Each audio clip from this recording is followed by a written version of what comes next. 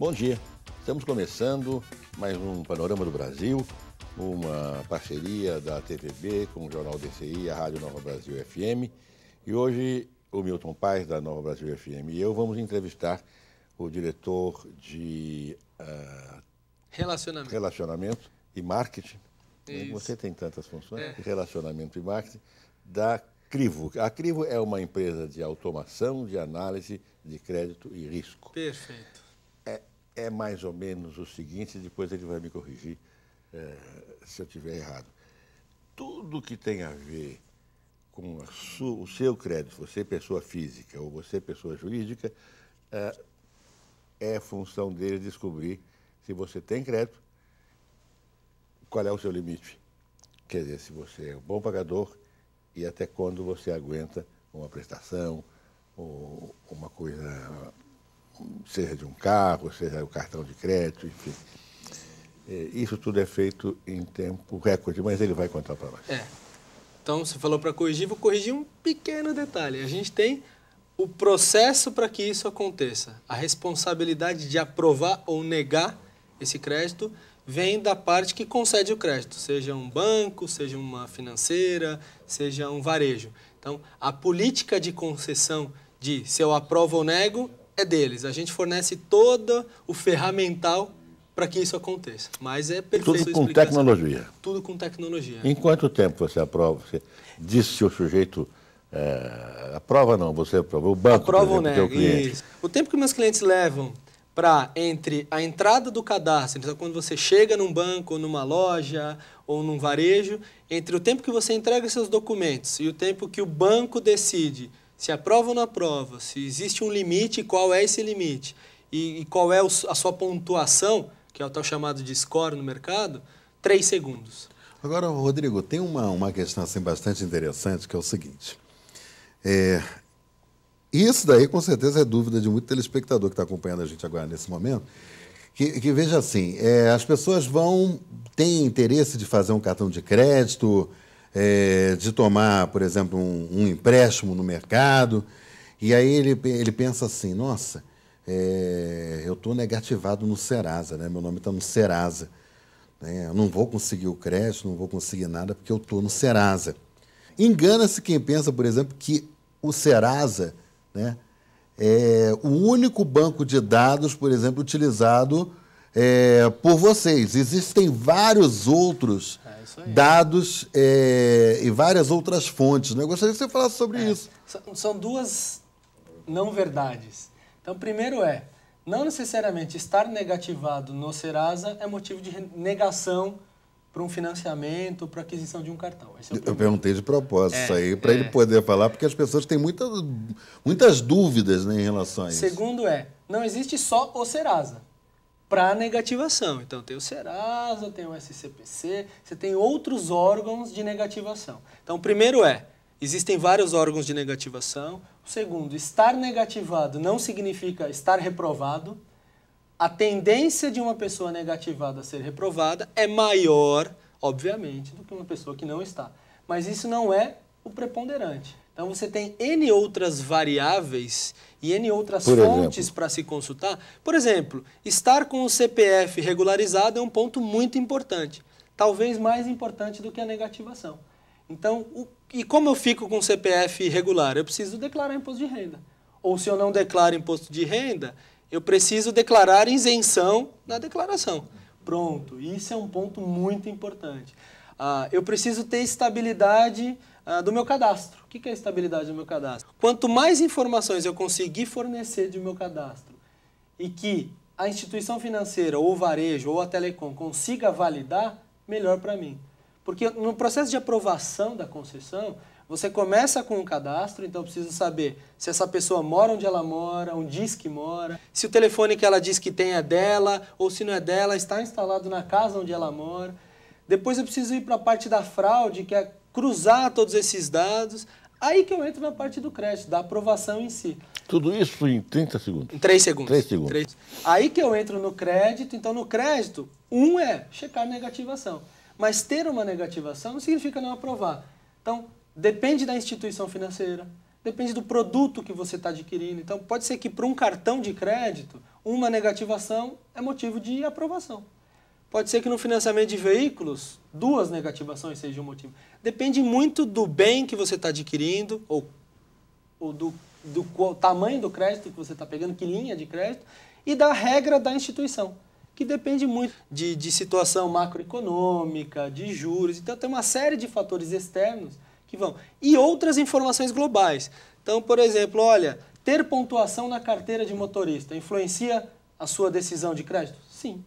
Isso sim. É mesmo? Por quê? Porque você imagina, eu vou tomar crédito. Se eu tiver 50 pontos na carteira, quer dizer que eu devo uma série de multas.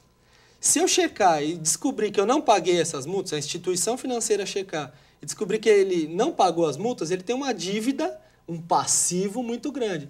Isso aumenta o risco de inadimplência da instituição financeira. Interessante, né? E aí você vai, hoje tem mais de 300 fontes que você pode captar informação e tomar decisões. Por exemplo... Esse é o seu negócio. Esse é o meu negócio. O meu negócio é pegar os dados de entrada, buscar informações nessas 300 fontes, ou não necessariamente em todas elas, mas nas que forem pertinentes para aquele negócio, cruzar tudo isso e me dar uma decisão. É isso que o mercado faz. Então, hoje a gente está em mais de 50 bancos, em 100% das seguradoras. Então, toda análise de seguro que você faz, você passa por uma ferramenta dessa, que é analisar o seu grau de risco, neste caso, seguradora, não é de inadimplência. O risco é de sinistralidade. Então, quer ver um caso prático? Se você tiver uma multa de alta velocidade às 2 da manhã, quer dizer que provavelmente você é um baladeiro. Provavelmente você saiu lá do barzinho, correu, tomou a multa de madrugada. E se você tomar uma multa de estacionamento proibido em frente de uma igreja? O risco é muito menor. Ou seja, o risco de sinistralidade para esse segurado é muito menor. Sim. Pronto. Então, que essa é uma tendência do mercado segurador. Antigamente eu não conseguia analisar a pessoa, eu analisava um grupo e aí eu tomava decisão por grupo. Então, o grupo tem um risco 10. Só que o Rodrigo, que mora em Pinheiros, e o meu vizinho não tem o mesmo risco, por causa destas informações individualizadas. Então, é isso que o mercado está fazendo. E, Rodrigo, são todas informações públicas e lícitas? São todas informações públicas e abertas. Então, qualquer pessoa pode entrar e consultar essas informações na internet.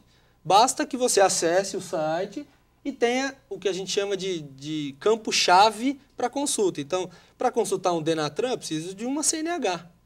Para consultar uma receita para saber o status do meu CPF, preciso do CPF. E aí vai.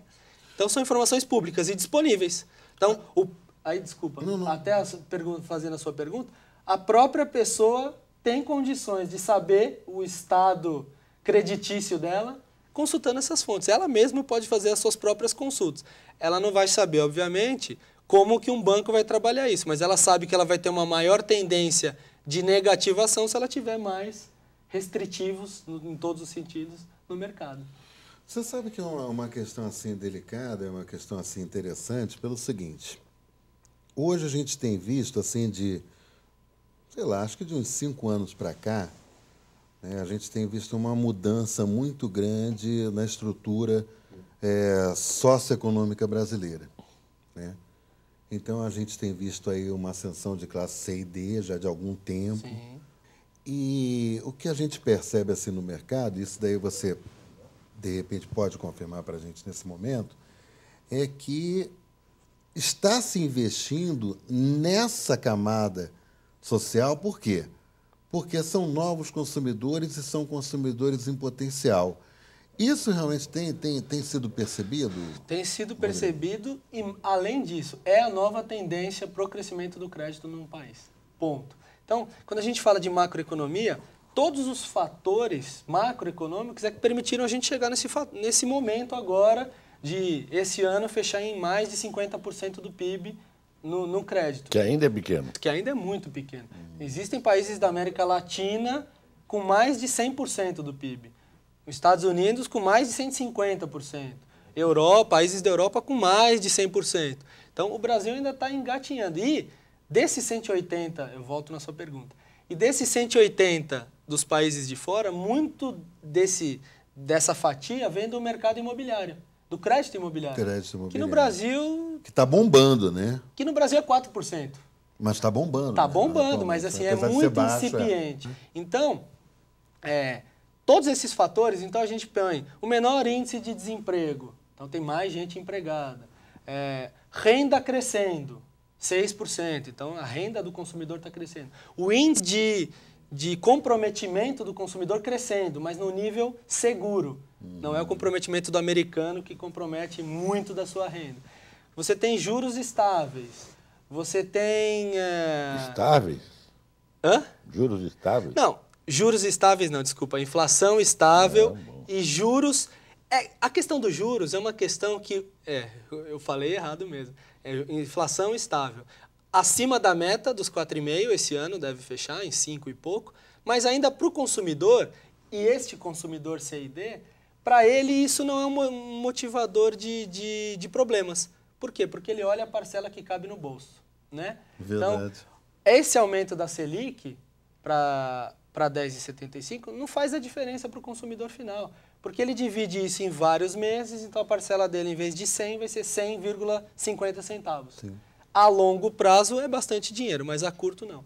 Então, todo esse cenário macroeconômico de maior renda, maior emprego, estabilidade econômica, faz com que, então eu separo em 3 vertentes, que o consumidor se sinta seguro para tomar o crédito, porque olha, eu sei que daqui 3 anos eu vou estar empregado, a economia vai estar ok, então a minha parcela vai estar dentro do padrão.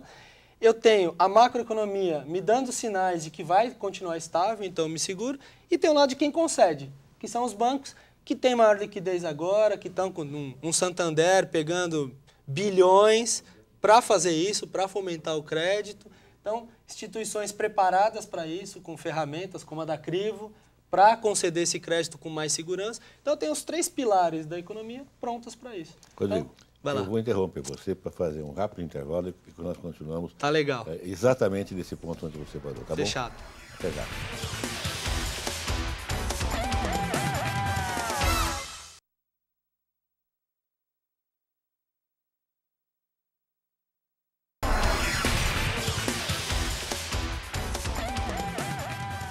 Nós estamos conversando com o Rodrigo Del Caro, diretor de Relacionamento e Marketing da Crivo. Crivo é uma empresa de automação de análise de crédito e risco, e ele estava falando no primeiro bloco sobre o aumento do crédito em decorrência de fatores macroeconômicos e, sobretudo, ou pelo menos como uma das razões mais importantes, sobre a ascensão, a mobilidade social e a ascensão das classes de renda mais baixa ao crédito. É isso aí.